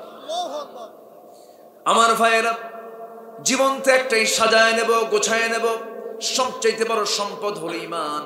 আমার ঈমানটাকে সুন্দর করে গোছায় নেব, কোনো কারো হক নষ্ট করব না, নিজের জীবনকে ধ্বংসের দিকে ঠেলে দেব না, মিথ্যা কথা বলবো না, পাপাচার করব না। আর যদি এই দুনিয়াতে চলতে হয়, কার নিয়মে চলবো? আসতে বলবেন না, কার নিয়মে চলবো? সূর্য কার নিয়মে চলে? চন্দ্র কার নিয়মে চলে? আকাশ কার নিয়মে চলে? সমুদ্রের ঢেউ কার নিয়মে চলে? নদীর পানি কার নিয়মে চলে? সমস্ত সৃষ্টি আল্লাহর নিয়মে চলে। আমাকে আল্লাহর নিয়মে চলতে হবে। আল্লাহ বলছেন, বান্দারে, আমাকে খুশি করার জন্য তুই যখন আজান শুনবি, আজান শোনার সঙ্গে সঙ্গে দেরি করবি না। তুই মসজিদের দিকে চলে আসবি, ওযু বানাবি, দুইটা হাত ধৌত করবি, দুই হাতের সগীরা গুনাহগুলো মাফ করে দেব। মুখমণ্ডল ধৌত করবি, মুখের সগীরা গুনাহগুলো মাফ করে দেব। মাথা মাসে করবি, মাথার সগীরা গুনাহগুলো মাফ করে দেব। দুই পা ধৌত করবি, দুই পার সগীরা গুনাহগুলো মাফ করে দেব। বান্দা, তুই মসজিদে আসবি, সেজদা দিবি, আমি তোর সমস্ত গুনাহগুলো মাফ করে দেব। আজকে বুকটা ফেটে যায়, মাত্র 5% মুসলমান বাংলাদেশে নামাজ পড়ে না। আমি আজকে একটা ওয়াদা নিতে চাই। সেই ওয়াদা হলো, এই গোবরাপাড়ার এই গ্রামটা হবে আগামী দিন থেকে বেনামাজি মুক্ত গ্রাম। আস্তে বলেন, কেমন জোরে বলেন ঠিক কিনা? জোরে বলেন ইনশাআল্লাহ। এই গ্রামে কোন বেনামাজি যেন না থাকে। মানে কি, আবার যেন বাইরে পিঠা যে তুলে দিবেন তা না। টার্গেট করবেন, কে নামাজ পড়ে না তাকে টার্গেট করতে হবে, প্রতিবেশীকে মাথায় রাখতে হবে, বলতে হবে, দাওয়াত দিতে হবে বেহায়ার মতো। দাওয়াত দিতে হবে কিসের মতো? বেহায়ার মতো। যে বেহায়ার মতো দাওয়াত দিতে পারবে তার দাওয়াতটাই কাজে লাগবে। আল্লাহু আকবার বলে। দাওয়াত দিতে নিয়ে কোনো হায়ার চিন্তা করা যাবে না। আমারে কি কইলো, আমারে কি বললো, এটা বলা যাবে না। দাওয়াত দিতে হবে। বউকে বলতে হবে, মেয়েকে বলতে হবে, মেয়েকে বলতে হবে, ছেলেকে বলতে হবে, বাবা একই বিল্ডিং এ থাকি, একই ঘরে থাকি, একসঙ্গে টেবিলে খাই, একসঙ্গে জান্নাত যাবা না? একসঙ্গে জান্নাতে থাকবো না? খেয়ে থাকবো, নামাজ না বললে জান্নাত পাবা? একসঙ্গে জান্নাতে যাব, দুনিয়াতে একসঙ্গে ছিলাম, একসঙ্গে জান্নাতে চলে যাব। এরকম করে আমরা নার্সিং করব। জোরে বলি ইনশাআল্লাহ। ভাইরে, জঙ্গল বানাতে পরিশ্রম নাই, কিন্তু একটা বাগান যদি আপনি তৈরি করতে যান, পরিশ্রম আছে না নাই? পরিশ্রম করতে হবে। নামাজ আমরা পড়বো কয় ওয়াক্ত? ঈমান মজবুত হবে নামাজ বাদ দিয়া। আর আমার দেশে কিছু লোক আছে, হুজুর আগে আমার ঈমান ঠিক করি, আছে না? এরকম আছে না? আছে না? আগে ঈমান ঠিক করি। ঈমান ঠিক হবে নামাজ দিয়া। 5 ওয়াক্ত নামাজ পড়বেন কারা কারা? একটু হাত তুলে দেখেন তো দেখি। 5 ওয়াক্ত নামাজ কারা কারা পড়বেন? জোরে বলি ইয়া আল্লাহ, ইয়া রহমান, ইয়া রহিম। আমাদেরকে 5 ওয়াক্ত সালাত আদায় করার তৌফিক তুমি আল্লাহ দিয়া দাও। জোরে বলি আমিন, আরো জোরে আমিন। নামাজ মানে কি জানেন? আল্লাহ বলেন, বান্দা তুই আমার রহমতের আওতায় চলে আসলি, বরকতের আওতায় চলে আসলি। আমার ভাইজান তো আমি ভাবছিলাম উনি অনেক আগে চলে যাবেন, এখন আমরা একসঙ্গে দোয়া করে যাব। উনি রাজি হয়ে গেছে। বলি আলহামদুলিল্লাহ। জোরে বলি আলহামদুলিল্লাহ। আমরা একসঙ্গে দোয়া করে আর একটু সময় চেয়ে নিচ্ছি। আরেকটা পয়েন্ট আছে তো, বলি, কোনো আপত্তি নাই তো? কত রাত তো কত দিকে চলেই যায়, যায় না? কত সময় চলে যায় জানেন? এখানে বসে থাকার সওয়াবটা কত, অনেক সওয়াব। একটু বসে। সম্মানিত ভাইয়েরা, ঈমান আনতে হবে 1 নাম্বার কার উপরে? 2 নাম্বার হচ্ছে রাসূলের উপরে। রাসূলকে মানার দরকার আছে না নাই? মুহাব্বত করারও দরকার আছে না নাই? আমার জীবনের চাইতে রাসূলকে মুহাব্বত করতে হবে কম না বেশি? দিনের কোন একটা সময় মাঝে মাঝে চিন্তা করবেন, এটা ভাববেন, মাঝে মাঝে চিন্তা করবেন যে আচ্ছা আব্দুল্লাহ আল আমিন, তুমি বলো তো, সত্যি করে বলো তো, তুমি কি তোমার জীবনের চাইতে রাসূলকে বেশি ভালোবাসো? আবার বলবেন, আবার বলবেন, আবার বলবেন। যদি আপনার মন বলে, বিবেক নিরপেক্ষ রেখে যদি বলে হ্যাঁ আমার জীবনের চাইতে আমি রাসূলকে বেশি ভালোবাসি, আপনার ঈমানটা পাকা। জোরে কোন সুবহানাল্লাহ। ঈমানটা পাকা। এজন্য এই পৃথিবীতে সাহাবীদের, নবীদের পরে সাহাবীদের জায়গা। আমার ক্ষুদ্র গবেষণায় আমি পেয়েছি সাহাবীদের দাম বেশি হওয়ার 1 নম্বর কারণ হলো সাহাবীরা সত্যিকার অর্থে জীবনের চাইতে রাসূলকে বেশি ভালোবেসেছেন। যেরকম সুবহানাল্লাহ। এই লোকগুলো ওঠে কেন? এই যে হ্যাঁ, আমি কি দোয়া করে দেব? তাহলে যে ওঠে তাকে ধরবেন, একটু বসায় দেন। আসলে আপনারা তুলতে দেরি করেছেন আমাকে, আর একটু আগে উঠলে ভালো হতো। মানে আমার সময়টা এমন সময় দিয়েছেন যে সময় ওয়াজ শেষ হয়, সেই সময় আমি ওয়াজে উঠেছি। যাই হোক, এটা পরিবেশের কারণে হয়েছে, যতটুকু হয়েছে আমরা বলি আলহামদুলিল্লাহ। শুধু একটা পয়েন্ট আমি বলতে চাই, সেটা হচ্ছে রাসূলকে নিয়ে বলছিলাম। আপনি যেখানেই যান আল্লাহকেও পাবেন না আপনার সরাসরি, রাসূলকে লাগবে। রাসূলের দরকার আছে না নাই বলেন? রাসূলকে মানবো আমরা এক জায়গায় না সব জায়গায়? এক জায়গায় না সব জায়গায়? রাসূলকে পোশাকে মানলাম, টুপিতে মানলাম, দাড়িতে মানলাম, জিকির আজকে মানলাম, মেসওয়াকে মানলাম, কিন্তু রাসূলকে আমি রাষ্ট্রের জায়গায় মানলাম না, রাসূলকে আমি আইনের জায়গায় মানলাম না, রাসূলকে আমি ইমামের জায়গায় মানলাম না, নেতার জায়গায় মানলাম না, আমার ঈমান আনা হয়নি। ঠিক কিনা? রাসূলকে মানতে হবে এক জায়গায় না সব জায়গায়? সব জায়গায়। আমার নবীজি রাসূলদের, সাহাবীদের এত প্রিয় ছিলেন। একজন সাহাবীর কথা চট করে মনে হলো আমার, এই মুহূর্তে আমার মাথায় আসছে। রাসূলকে খুব ভালোবাসতেন তিনি, তবে আবু বকরের চাইতে তো বেশি না। আমার নবীর সবচেয়ে কাছের সাহাবী কে ছিলেন? আবু বকর সিদ্দিক রাদিয়াল্লাহু তাআলা আনহু। কিন্তু ওই সাহাবীও রাসূলকে খুব ভালোবাসতেন। আমার নবীজি জীবনের 2টা জায়গায় না খেয়েছিলেন, 2 জায়গায়, 2টা টাইম। একটা হচ্ছে তায়েফে, আরেকটা হলো খন্দকের যুদ্ধের পরীক্ষা খননের সময়। 3 নম্বর যুদ্ধ বদর, উহুদ, খন্দক। যারা মদিনায় গেছেন, আমি গেলে আমি নবীজির এই সমস্ত জায়গাগুলো দেখি। বদরে যাই, উহুদে যাই, খন্দকে যাই, তায়েফে যাই।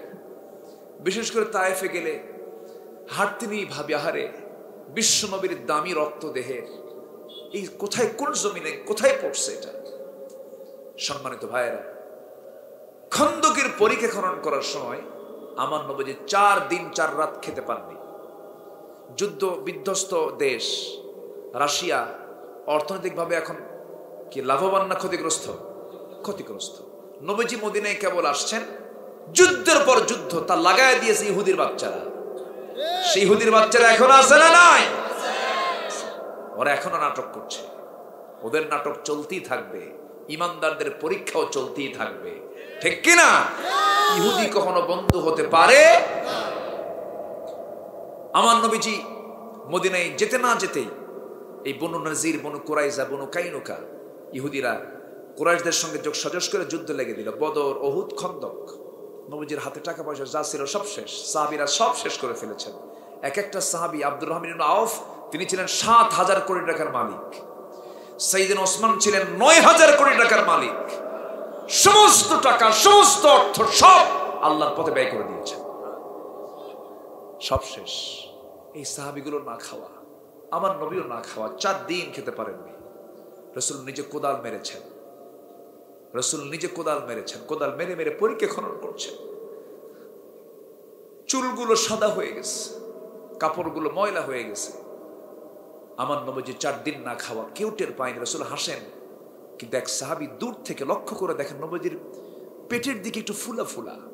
কাছের দিকে এসে দেখেন নবীজির পেটে ক্ষুধার যন্ত্রণা সহ্য করতে না পেরে পাথর বেঁধে রাখছেন। আমার নবীজির পেটে পাথর বাঁধা দেখে সেই সাহাবী নবীর কাছে এসে বলছে, হুজুর আপনি কাউকে বলেন নাই, কাউকে বুঝান নাই, কিন্তু আমি কিন্তু বুঝতে পারছি। কি বুঝলা, কি বুঝলা বলো? হুজুর আপনি না পেটে পাথর বেঁধেছেন।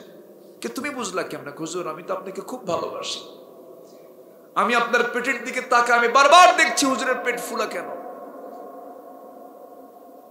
সাইয়েদনা জাবের বলছেন, হুজুর আমার বাড়িতে তেমন কিছু নাই, তবে একটা ছোট্ট ছাগল আছে, যদি আপনি আমাকে অনুমতি দেন আমি একটু বাড়িতে গিয়ে ছাগলটা রান্না করে কিছু রুটি প্রস্তুত করে আমি আপনার জন্য খাওয়াবো। রাসূল বললেন যাও। চলে গেছেন। রান্না বান্না কমপ্লিট করে এসে রাসূলের সামনে বলছেন, হুজুর চলেন, কাউকে বলা যাবে না, বললে তো আপনার খাওয়া হবে না, 2-1 সাথে করে নিয়ে চলেন। রাসূল বলেন, জাবের আমি কি একা একা খাওয়ার মানুষ? আমি কি একা একা খাই কখনো তুমি দেখছো? আমার এই 600 সাহাবীরা না খাওয়া, আমি এই সাহাবীদের থুই আমি একা খেতে যাব? অসম্ভব। সারা জীবন আমি আগে খাওয়াইছি, এরপর আমি খেয়েছি, আমি কোনোদিন একা একা খাবো না। জোরে কোন সুবহানাল্লাহ। তিনি আমার মডেল হবেন না, কি আমার মডেল হবেন বলেন? তিনি আমার আদর্শ হবেন না, কি আমার আদর্শ হবেন বলেন? আমার নবীজি জাবিরকে বলেন, জাবির চিন্তা করো না, ব্যবস্থা হয়ে যাবে। আমার নবীজি চট করে দাঁড়ায় গেলেন। সাহাবীরা তোমরা কি জানো, জাবির আমাকে দাওয়াত দিয়েছে, ওর বাড়িতে দাওয়াত, আর আমি বিশ্বনবী তোমাদের সবাইকে দাওয়াত দিলাম, জাবিরের বাড়িতে তোমাদের দাওয়াত। জোরে কোন সুবহানাল্লাহ। সাইয়েদনা জাবির বললেন, হুজুর আমি কেমনে কি করব? কে যাও, বান্দা যার রিজিকের দায়িত্ব তার। জোরে কোন সুবহানাল্লাহ। আচ্ছা বলেন তো, খাবার নিয়ে সংকট সৃষ্টি মানুষ ছাড়া কোনো প্রাণীর মধ্যে আছে? আসতে বলবেন না আছে? বাবুই পাখির জীবনযাত্রা আমার আপনার চাইতে অনুন্নত না উন্নত?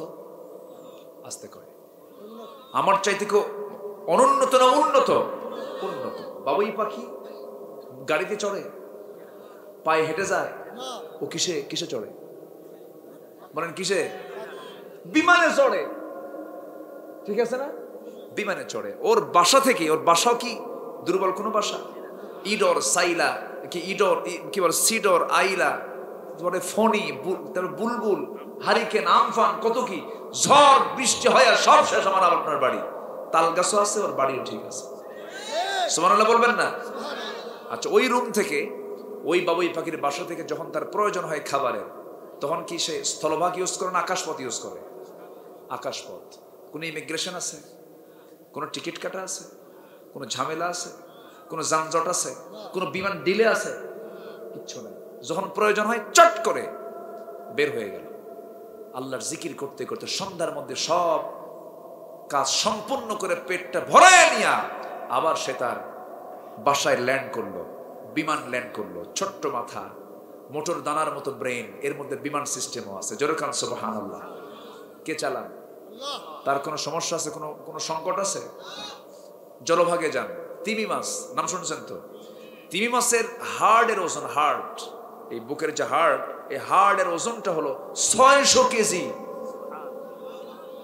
কত কেজি? আচ্ছা একটা মেশিন, একটা গাড়ি যখন চলে, গাড়ির আওয়াজ আছে না নাই? আওয়াজ শোনা যায় না? একটা গাড়ির ওজন তো 500-600 কেজি হয়। এই যে প্রাইভেট কারগুলো, এগুলো 600 কেজি হয়, আওয়াজ থাকে। এই হার্ট, তিমি মাছের যে হার্টের ওজন 600 কেজি, প্রতি মিনিটে 7 থেকে 8 বার হৃদস্পন্দিত হয়, হৃদস্পন্দন হয়। এই হৃদস্পন্দনটা 4 মাইল দূর থেকে শোনা যায়। যার হার্টের ওজন 600 কেজি, তার খাবার কয়শো কেজি দরকার? কেউ তো সুবহানাল্লাহ বললেন না। এখন বলেন, জলভাগে কোন দিন খাবার না আন্দোলন হয়েছে? হয়েছে? পাখির মধ্যে কোনো গন্ডগোল লাগছে? মানুষের মধ্যে আসতে কয় আছে না নাই? মানুষের মধ্যেও লাগতো না যদি মানতো কার বিধান? সব প্রাণী বিধান মানে কার? আর মানুষের মধ্যে ভেজাল কম না বেশি? এই জন্য আমাদের সমস্যা। আমার নবীজি বললেন, সাহাবীরা তোমরা চিন্তা করো না, জাবির তুমি চিন্তা করো না, তুমি যাও, বান্দা যার রিজিকের দায়িত্ব,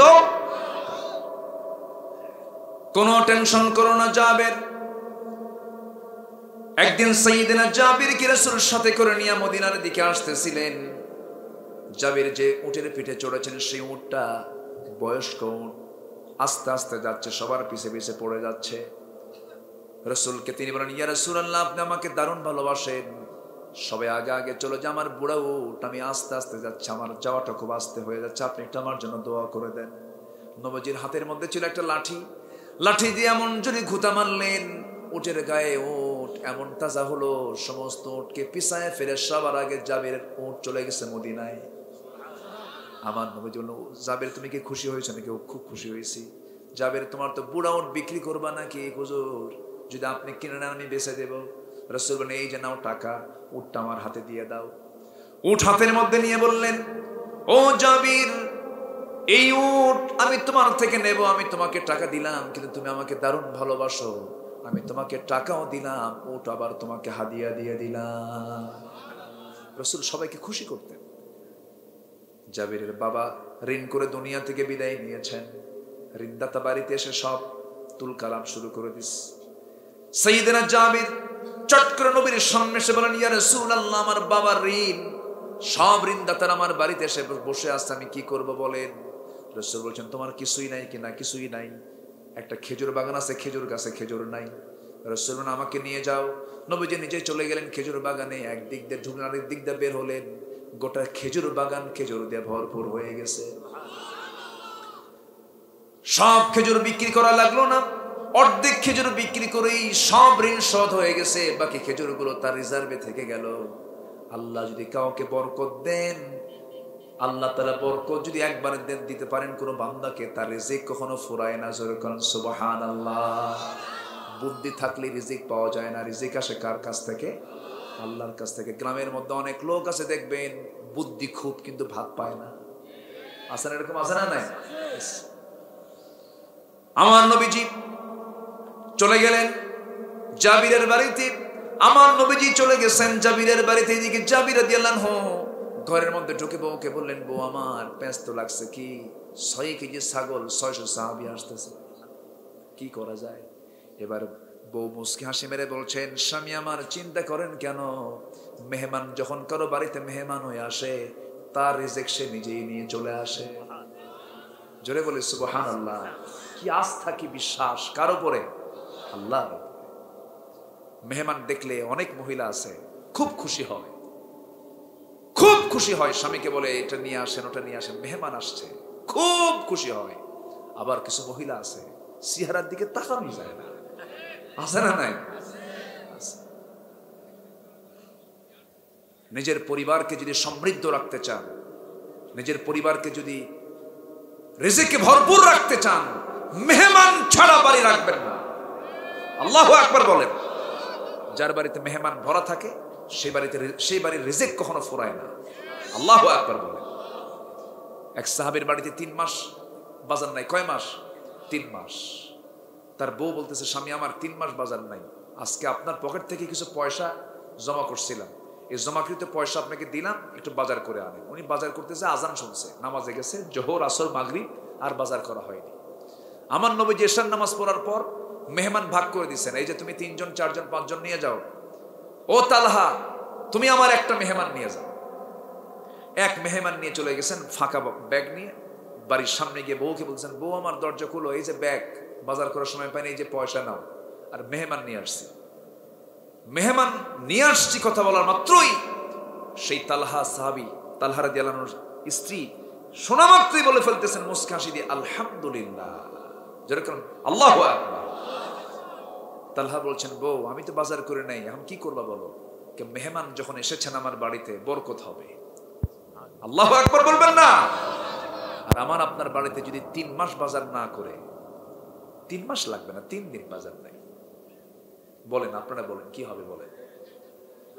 হ্যাঁ হ্যাঁ, যুদ্ধ হবে। হ্যাঁ হ্যাঁ, আচ্ছা। সম্মানিত ভাইয়েরা, এরপরে আমার নবীজি কি বলে, ওই সাহাবী বউকে বলছেন, বউ আমার কি করা যায় বলো তো? আপনি চিন্তা করেন কেন? ওই যে তুষের একটা বস্তা দেখা যাচ্ছে, তুষের বস্তাটা আমাকে একটু পেড়ে দেন, নিচে নামায় দেন। জানলা নিলেন, জানলা দিয়ে চালতে চালতে সেই তুষ থেকে মোটে কিছু জবের খুদ বের করেছেন। খুদগুলো বের করে খামির করলেন, পিসদানি দিয়ে আটা বের করলেন, খামির করে মোটে 2টা রুটি প্রস্তুত করা হলো। 2 রুটি নিয়ে স্বামীকে বললেন, স্বামী আমার মেহমানের সামনে দিয়ে চট করে চলে আসবেন, সামনে বসলে পরে আপনার একটা রুটি খাওয়া হয়ে যাবে, মেহমানের পেটটা পূর্ণ থাকবে। তাড়াতাড়ি আসলে পরে আমাদেরই করে লাইটটা বন্ধ করে দেব, মেহমান বুঝে নেবেন আমরা খেয়ে নিয়েছি, কিন্তু আমাদের পেটে তো কোনো খাবার নাই। গোটা রাত অভুক্ত থেকে মেহমানকে যতটুকু পেরেছেন সেখানে ততটুকু খেদমত করেছেন। রাতের ঘুম শেষ, ফজরের সময় যখন মেহমানকে নিয়ে যখন মসজিদে নববীর দিকে ওই সাহাবী রওনা দিয়েছেন, নামাজ শেষ হয়ে গেল, নবীজি পিছন দিকে ডাক দিচ্ছেন, তালহা এই দিকে আসো। সাহাবী কাঁপতে কাঁপতে বলছেন, ইয়া রাসূলুল্লাহ, ইয়া হাবিবাল্লাহ, আমি বড় ভুল করেছি, মেহমানকে আমি সম্মান করতে পারিনি, আপনার মেহমানকে আমি তাজিম করতে পারিনি, আমাকে মাফ করে দিন। রাসূল বলছেন, উল্টা কথা বলো কেন তালহা? গত রাতে তুমি এবং তোমার বউ যে কাজটা করেছো, মেহমানদারি করেছো, আর শাজিম পর্যন্ত খুশি হয়ে গেছে। জোরে বলে সুবহানাল্লাহ। রহমত আছে সেই হবে। আমার নবীজি বললেন, জাবের আসছি বাড়িতে, তুমি কোথায়? কুজুর ভিতরে আসো, তোমার বউকে আমার সালাম জানিয়ে বলো, তোমার বউ যে হাড়িতে রান্না করেছে সেই হাড়ির ঢাকনা যেন না খুলে, রুটি বানিয়ে যে পাত্রে রেখে দিয়েছে সেই পাত্রের উপরে ঢাকনা যেন না টান দেয়। আমি আজকে রুটি আর গোশত বন্টনের দায়িত্ব আমি কাউকে দেব না, আমি নিজে হব আজকে সব খাবার বন্টন করে, আমি হব মেসিয়ার। আমি কি হব? মেসিয়ার হব, বিশ্ব নবী। আমার নবীজি বলেন, আমি বন্টন করব। কোমরে গামছা বাঁধলেন, খেদমত শুরু হলো। 600 সাহাবী, এই সেই কথা নাকি? আমার নবীজি নিজের হাতে না খাওয়া রাসূল 4 দিন 4 রাত খেতে পারেন নাই। ইন্না মাআল উসরি ইসরা। আমার নবীজি নিজের হাতে সুন্দর করে সবার হাতে হাতে রুটিও দিলেন, গোশতগুলো বন্টন করে দিলেন। যোদ্ধাগুলো, মুজাহিদ সাহাবীরা সব তৃপ্তি ভরে রুটিও খেলেন, গোশত খেলেন, কিন্তু জাবিরের বাড়ির 1 চুল পরিমাণ রুটিও কমে নাই, গোশত কমে নাই। ইন্নাল্লাহা ইয়ারযুকু মান ইয়াশাউ বিগাইরি হিসাব। আল্লাহ তাআলা যাকে চান তাকে সীমাহীন রিজিক দিয়ে দেন। জোরে বলে সুবহানাল্লাহ। আল্লাহ তাআলা যাকে দিবেন তাকে দিতেই থাকবেন। এইজন্য রিজিক চাইতে হবে কার কাছে? আসতে বলবেন না, কার কাছে? এই জাবির এই রিজিকটা পেয়েছেন শুধুমাত্র কারণ হলো রাসূলকে মুহাব্বত কম করার কারণে, বেশি করার কারণে, ঈমান থাকার কারণে, নবীর প্রতি মুহাব্বত থাকার কারণে। আসুন সবকিছুর মূল সেন্টার বানাবো আমরা আল্লাহ এবং রাসূলকে। আল্লাহ কবুল করুন। জোরে বলি আমিন, আরো জোরে আমিন। সবাই ফজর পড়বেন তো ইনশাআল্লাহ? ফজর পড়তে রাজি আছেন তো ইনশাআল্লাহ?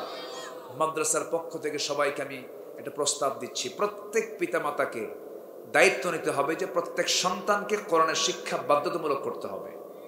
সবাই সন্তানদেরকে মাদ্রাসায় দিবেন। জোরে বলি ইনশাআল্লাহ।